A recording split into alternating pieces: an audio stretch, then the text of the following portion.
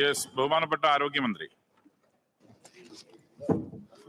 Sir, പൊതുജനാരോഗ്യ സംവിധാനത്തെ സംബന്ധിച്ചിടത്തോളം വളരെ പ്രധാനപ്പെട്ട ഒരു വിഷയം അമീബിക് മെനഞ്ചോ എൻകഫലൈറ്റിസ് സംബന്ധിച്ച് ഈ സഭയിൽ ചർച്ച ചെയ്യണമെന്ന് ഞാൻ ആവശ്യപ്പെട്ടതിൻ്റെ ഉദ്ദേശം രാവിലെ തന്നെ ഞാൻ വ്യക്തമാക്കിയിരുന്നു. സർ, ഇത് സംബന്ധിച്ച് തെറ്റായ പല പ്രചരണങ്ങളും വളരെ ആസൂത്രിതമായി നടക്കുന്നതുകൊണ്ട് ബഹുമാനപ്പെട്ട ഈ സഭയും കേരളത്തിലെ പൊതുസമൂഹവും ഇത് സംബന്ധിച്ച് ഉൾപ്പെടെയുള്ള ഇതും കേരളത്തിന്റെ സർക്കാർ ആരോഗ്യ സംവിധാനങ്ങളെ സംബന്ധിച്ചിട്ടുള്ള യാഥാർത്ഥ്യങ്ങൾ മനസ്സിലാക്കണം എന്നുള്ളത് കൊണ്ടാണ് സർ ഈ സഭയിൽ ഇത് ചർച്ച ചെയ്യണം എന്ന് ആവശ്യപ്പെട്ടത്.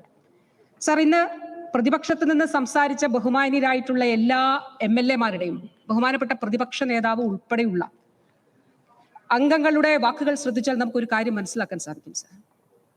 സർ, കേരളത്തിന്റെ സർക്കാർ സംവിധാനങ്ങളെ അടച്ച് ആക്ഷേപിക്കുന്നതിന് വേണ്ടിയിട്ടുള്ള ഒരു വലിയ ശ്രമം നിർഭാഗ്യകരമായി കേരളത്തിന്റെ പ്രതിപക്ഷത്തിന്റെ ഭാഗത്തു നിന്നുണ്ടാകുന്നുണ്ട്. സർ, എന്നെ അമ്പരപ്പിച്ചതും ദുഃഖിപ്പിച്ചതും പെരിന്തൽമണ്ണ അംഗം, ബഹുമാന്യനായിട്ടുള്ള പെരിന്തൽമണ്ണ അംഗം, അദ്ദേഹത്തിന്റെ ഒരു വാചകമാണ് സർ.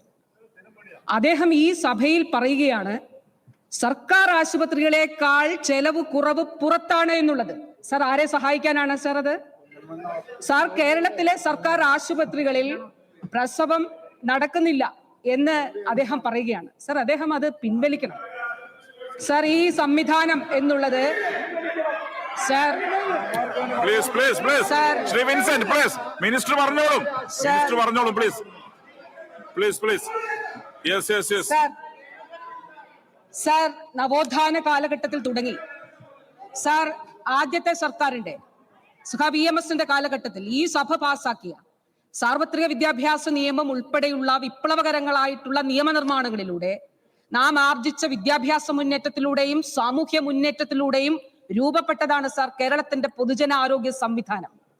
ആ സംവിധാനത്തെ ഈ നിലയിലാക്കിയതിൽ ഒരുപാട് പേരുടെ വിയർപ്പൊഴുക്കിയിട്ടുണ്ട് സർ. ഇവിടെ ബഹുമാന്യരായിട്ടുള്ള അംഗങ്ങൾ ഭരണപക്ഷത്തു നിന്ന് സംസാരിച്ചതുപോലെ നിപ്പയിൽ ജീവൻ വെടിഞ്ഞ സിസ്റ്റർ ലിനി, 2022 കോവിഡ് കാലത്ത് ജീവൻ വെടിഞ്ഞ സിസ്റ്റർ സരിത ഉൾപ്പെടെയുള്ള ലക്ഷക്കണക്കിന് ആരോഗ്യ പ്രവർത്തകരുടെ വിയർപ്പാണ് സർ. അതോടൊപ്പം ദിഷണാശാലികളായിട്ടുള്ള ഭരണതന്ത്രജ്ഞരുടെ അവരുടെ പരിശ്രമമാണ് സർ ഇന്നത്തെ പൊതുജന ആരോഗ്യ സംവിധാനം. സർ, അഭിമാനത്തോടെയാണ് ഈ കാലഘട്ടത്തിൽ പ്രത്യേകിച്ച് പൊതുജനാരോഗ്യ മേഖലയിൽ കേരളം കൈവരിച്ച മികച്ച നേട്ടങ്ങളുടെ പശ്ചാത്തലത്തിൽ കൂടിയാണ് ഇന്നിവിടെ ഈ ചർച്ച നടക്കുന്നത്. സർ, ശിശുമരണ നിരക്കിൽ ഞാൻ കഴിഞ്ഞ ദിവസം സഭയിൽ പറഞ്ഞു, കേരളം അമേരിക്കൻ ഐക്യനാടുകളെക്കാൾ മികച്ച നിലയിൽ എത്തി എന്നുള്ളത് നമ്മളെ പോലെയുള്ള ഒരു സംസ്ഥാനത്തെ സംബന്ധിച്ചിടത്തോളം വളരെ അഭിമാനകരമായിട്ടുള്ള കാര്യമാണ് സർ. അത് അഭിമാനമാണ് എന്ന് പറയുന്നതിൽ എന്തുകൊണ്ടാണ് കേരളത്തിന്റെ പ്രതിപക്ഷത്തിന് ഒരു അപമാനം ഉണ്ടാകുന്നത്? എന്തുകൊണ്ടാണ് ആ അപമാനം ഉണ്ടാകുന്നതിന്റെ കാരണം എനിക്ക് മനസ്സിലായി സാർ. എന്താണെന്ന് അറിയുമോ? UDFന്റെ കാലഘട്ടത്തിൽ ശിശുമരണ നിരക്ക് 12 ആയിരുന്നു. 12-ൽ നിന്നാണ് 5 എന്നുള്ള നിരക്കിലേക്ക് ശിശുമരണ നിരക്ക് കേരളത്തിൽ എത്തിയത് എന്നുള്ളത് നമുക്ക് കാണാനായിട്ട് സാർ. മിനിസ്റ്റർ പറഞ്ഞോളൂ, നിങ്ങൾ കോറസ് പാടണ്ട, മിനിസ്റ്റർ പറഞ്ഞോളൂ സാർ. അതേപോലെ സാർ, പകർച്ചവ്യാധി പ്രതിരോധ പൊതുജനാരോഗ്യ സംവിധാനം നമ്മളൊരു പോസ്റ്റ് കോവിഡ് കാലത്താണല്ലോ നിൽക്കുന്നത്. സാർ, ഈ കോവിഡ് കാലഘട്ടത്തിൽ ബഹുമാനപ്പെട്ട പ്രതിപക്ഷ നേതാവ് പറഞ്ഞു നിർത്തുകയാണ്, നിങ്ങൾ കോവിഡിന്റെ ക്രെഡിറ്റ് ഒന്നും അടിക്കണ്ട. എന്താണ് ഈ സഭയിൽ പറഞ്ഞിട്ടുള്ളത് സാർ? എന്തൊക്കെ പ്രശ്നങ്ങളാണ് ഉയർത്തിയിട്ടുള്ളത് സാർ?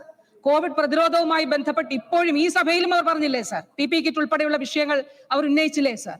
സാർ, കേരളത്തിന്റെ ആരോഗ്യ സംവിധാനം, സർക്കാർ ആരോഗ്യ വകുപ്പ് എടുക്കുന്ന നടപടികൾ തെറ്റാണ് എന്ന് പറഞ്ഞില്ലേ? ഇപ്പൊ ഈ അമീബിക് മസ്തിഷ്ക ജ്വരവുമായിട്ട് തന്നെ ബന്ധപ്പെട്ട് എന്തെങ്കിലും ക്രിയാത്മകമായിട്ടുള്ള ഒരു നിർദ്ദേശം അവർ മുന്നോട്ട് വെച്ചിട്ടില്ല.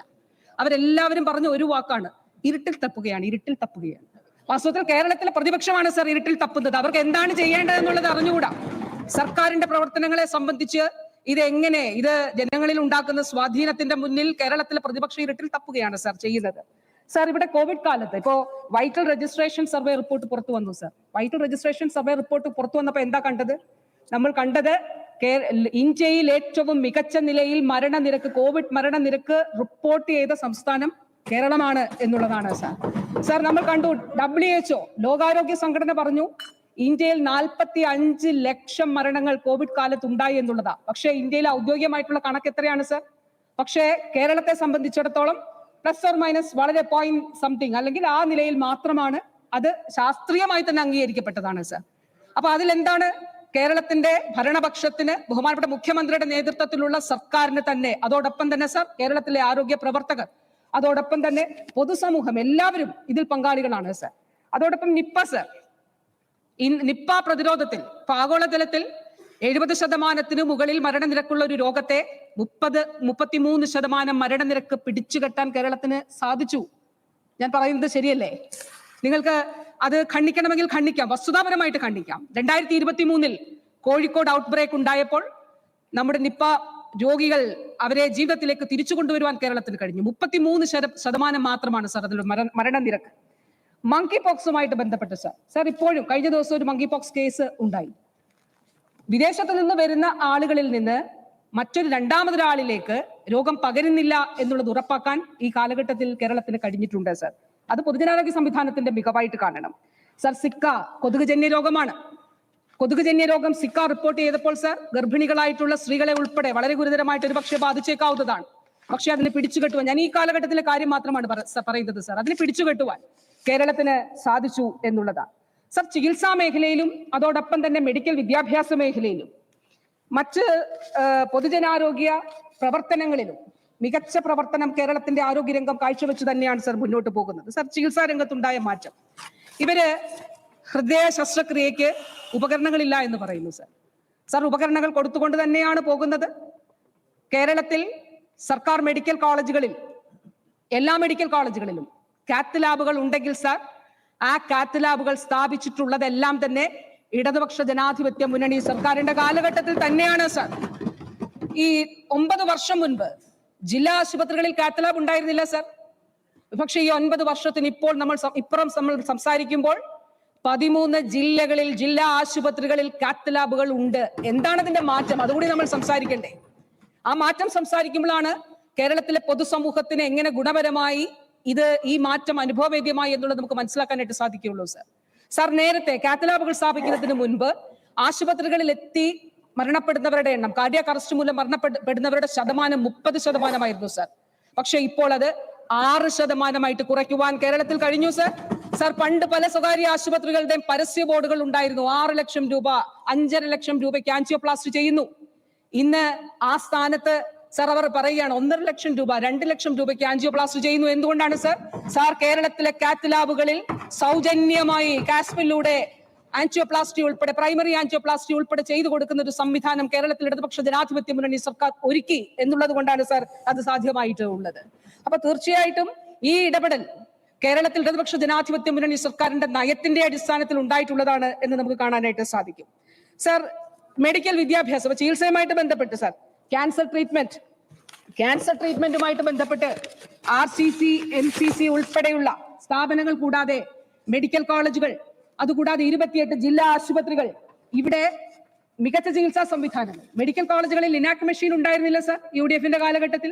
അത് LDF-ന്റെ കാലഘട്ടത്തിൽ തന്നെയാണ് ഉണ്ടായിട്ടുള്ളത് സാർ. എന്റെ മുന്നിൽ ഉള്ളത് ഒരു പത്രത്തിന്റെ കട്ടിംഗ് ആണ് സാർ. ഈ പത്രത്തിന്റെ കട്ടിങ്ങിൽ പറയുന്നത്, രൂക്ഷ വിമർശനവുമായി മനുഷ്യാവകാശ കമ്മീഷൻ, കൊച്ചി ക്യാൻസർ സെന്റർ ജലരേഖയായി, കമ്മീഷൻ ഉത്തരവ് ചീഫ് സെക്രട്ടറി തള്ളി, ക്യാൻസർ സെന്റർ അട്ടിമറിക്കുന്ന സംസ്ഥാന സർക്കാരിനെതിരെ കടുത്ത വിമർശനവുമായി മനുഷ്യാവകാശ കമ്മീഷൻ. ജസ്റ്റിസ് JB കോശിയാണ് സാർ ഇന്നത്തെ കമ്മീഷൻ.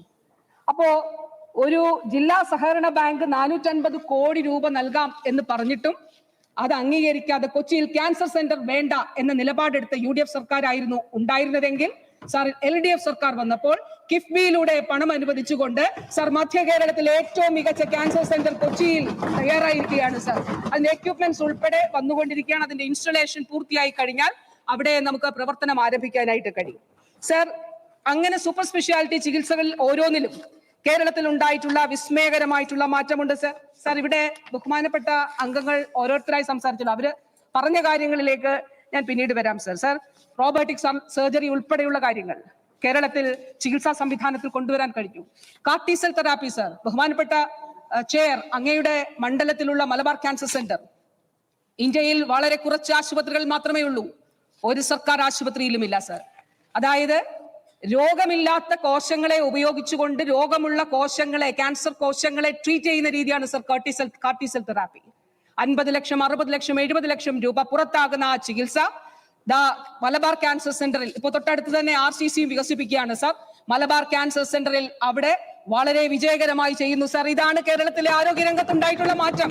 ഇതിന് ബേജാറായിട്ട് കാര്യമില്ല സർ, ഇതില് ബേജാറായിട്ട് ഒരു കാര്യവുമില്ല സർ. ഇങ്ങനെ കരൾ മാറ്റിവെക്കൽ ശസ്ത്രക്രിയ സർ, UDFന്റെ കാലത്ത് തിരുവനന്തപുരം മെഡിക്കൽ കോളേജിൽ കരൾ മാറ്റിവെക്കൽ ശസ്ത്രക്രിയ നടത്തി. പക്ഷേ നിർഭാഗ്യവശാൽ ആ രോഗി മരണപ്പെടുന്ന സാഹചര്യം ഉണ്ടായി. ഇവിടെ ബഹുമാന്യനായിട്ടുള്ള റാന്നി അംഗം പറഞ്ഞു 40-45 ലക്ഷം അതിലും അപ്പുറം രൂപ ആവശ്യമായി വരുന്നു പുറത്ത്. ബഹുമാനപ്പെട്ട മുഖ്യമന്ത്രി ചോദിച്ചു എന്തുകൊണ്ട് സർക്കാർ സംവിധാനത്തിൽ ഇത് നമുക്ക് ചെയ്തുകൂടാ? അങ്ങനെ കേരളത്തിൽ സർ ആദ്യമായി 2022 ഫെബ്രുവരി മാസം 14-ാം തീയതി കോട്ടയം മെഡിക്കൽ കോളേജിൽ കരൾ മാറ്റിവെക്കൽ ശസ്ത്രക്രിയ സൗജന്യമായി ആരംഭിച്ചു സർ. തിരുവനന്തപുരം മെഡിക്കൽ കോളേജിൽ നടക്കുന്നു സർ. കോഴിക്കോട് ട്രാൻസ്പ്ലാന്റേഷൻ ഇൻസ്റ്റിറ്റ്യൂട്ട് അത് ഇപ്പോ ഉടനെ തന്നെ ആരംഭിക്കാനായിട്ട് പോവുകയാണ്.